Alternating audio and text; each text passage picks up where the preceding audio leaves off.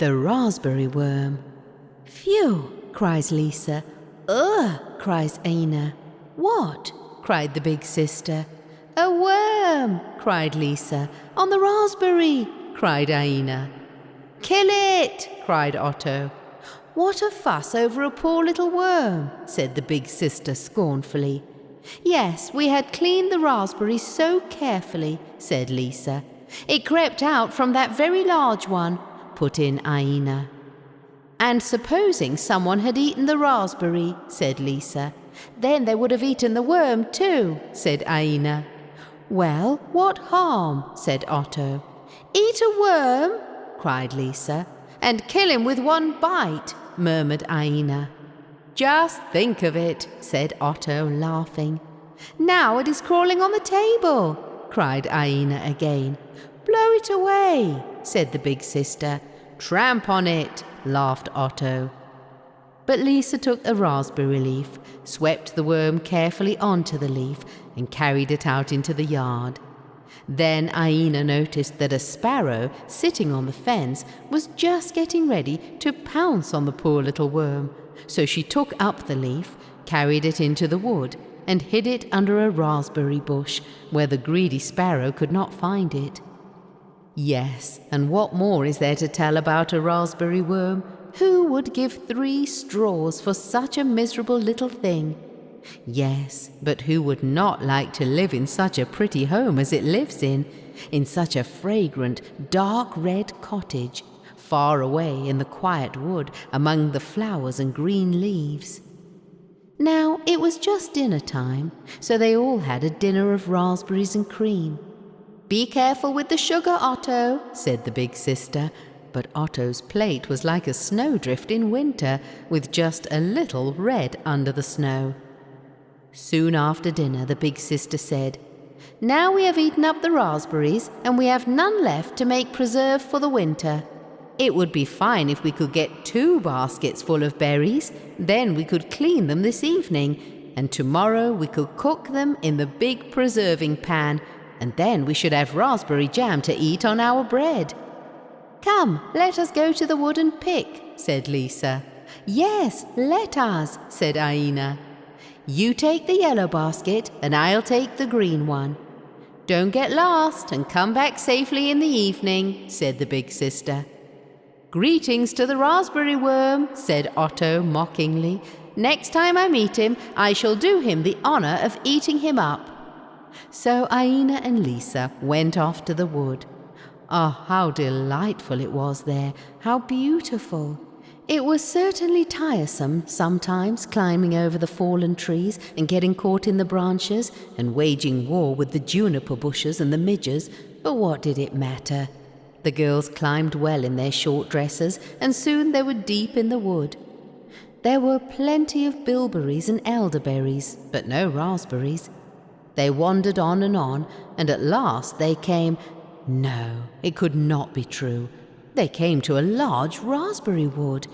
The wood had been on fire once, and now raspberry bushes had grown up, and there were raspberry bushes and raspberry bushes as far as the eye could see.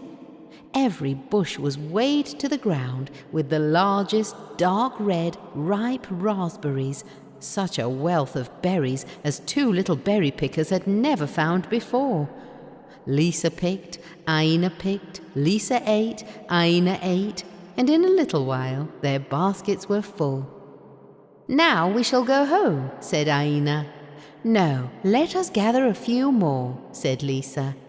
So they put the baskets down on the ground and began to fill their pinafores, and it was not long before their pinafores were full too. Now we shall go home, said Lisa. Yes, now we shall go home, said Aina. Both girls took a basket in one hand and held up her apron in the other, and then turned to go home. But that was easier said than done. They had never been so far in the great wood before. They could not find any road nor path, and soon the girls noticed that they had lost their way. The worst of it was that the shadows of the trees were becoming long in the evening sunlight. The birds were beginning to fly home, and the day was closing in. At last the sun went down behind the pine tops, and it was cool and dusky in the great wood.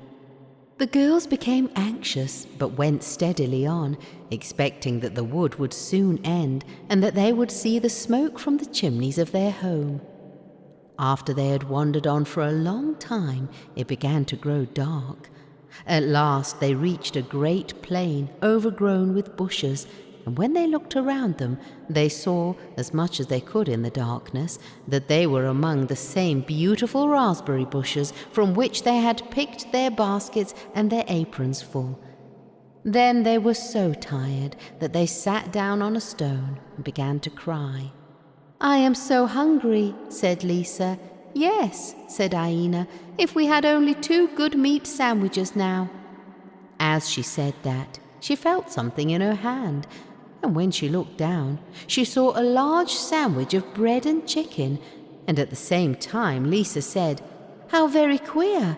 I have a sandwich in my hand." "And I, too," said Aina. "Will you dare to eat it?"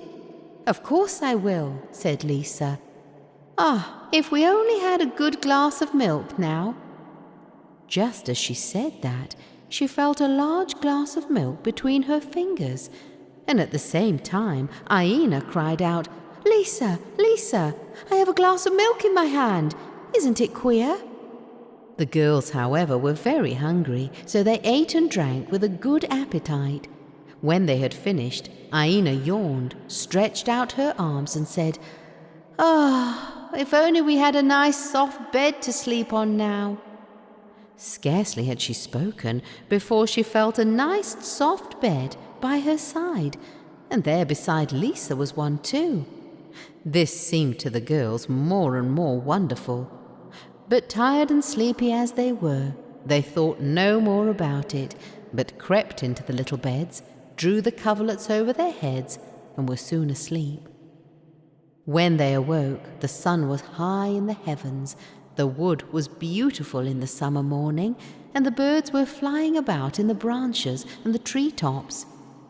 At first the girls were filled with wonder when they saw they had slept in the wood among the raspberry bushes. They looked at each other. They looked at their beds, which were of the finest flax covered over with leaves and moss. At last Lisa said, "Are you awake, Aina?"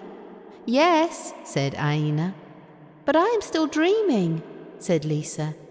"No," said Aina, "but there is certainly some good fairy living among these raspberry bushes.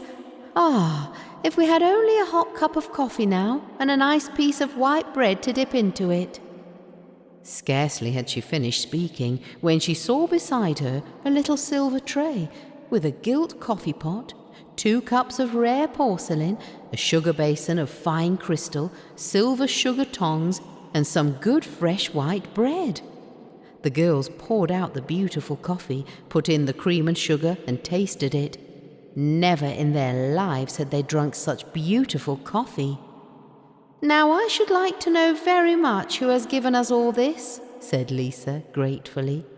"I have, my little girls," said a voice just then from the bushes. The children looked around wonderingly and saw a little kind-looking old man in a white coat and a red cap, limping out from among the bushes, for he was lame in his left foot. Neither Lisa nor Aina could utter a word, they were so filled with surprise. "Don't be afraid, little girls," he said, smiling kindly at them. He could not laugh properly because his mouth was crooked. "Welcome to my kingdom. Have you slept well and eaten well and drunk well?" he asked.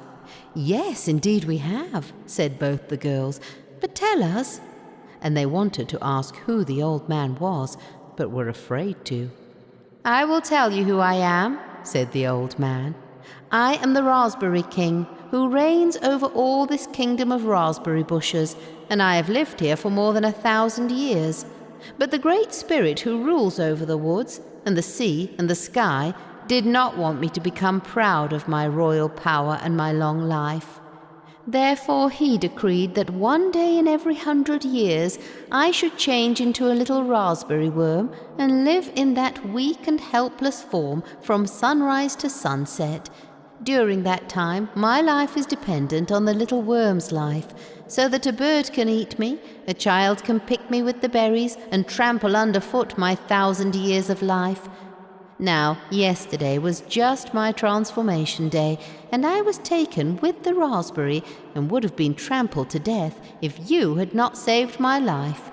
Until sunset I lay helpless in the grass, and when I was swept away from your table, I twisted one of my feet, and my mouth became crooked with terror.